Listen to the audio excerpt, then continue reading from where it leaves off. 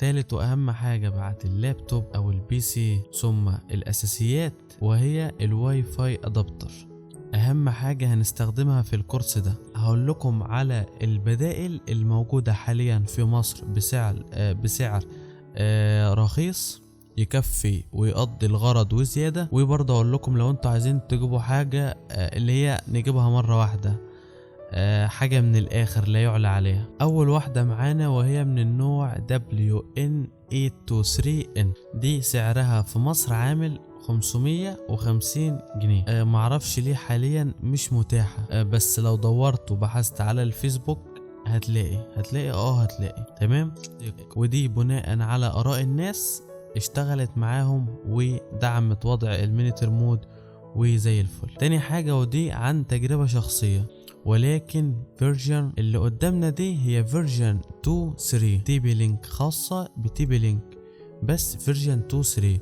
جبتها وعملت لها باك او رجعتها تاني لانها للاسف لما جبتها ما كانتش بتدعم وضع المينيتر مود. ولما دخلت وبحثت كده وقعدت شوية لقيت ان انت ممكن تنزل لها ملفات من على جيت هاب تخليها تدعم الوضع ده. عملت كده وخليتها فعلا تدعم وضع المينيتر مود لانها، ولكن للاسف ما دعمتش وضع الباكيت انجكشن، يعني بقت مينيتر مود بس من غير حقن، فاذا ملهاش لازمه لو هتجيب فيرجن 2، لكن لو لقيت فيرجن 1 هاتها على طول.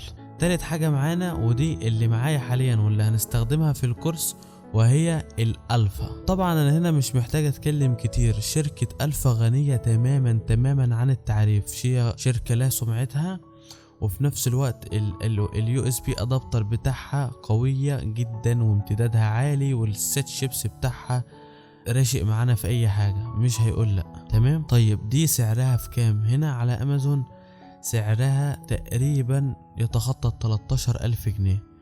هل في انسان عاقل ممكن يدفع السعر ده او الرقم ده في واي فاي ادابتر؟ او ليه اصلا اللي يخلي سعرها بالشكل ده؟ ده لانها بتدخل مصر بتتحسب علينا جمارك. تمام. طيب ازاي بقى نتخطى المشكلة دي؟ بكل بساطة لو حبيت، ده مش فرض انك تجيبها، لو لقيت الرخيصة هتقضي الغرض وتكفي والدنيا تمام معانا. طيب ازاي بقى تقدر تجيبها جديدة بتلت سعرها ده؟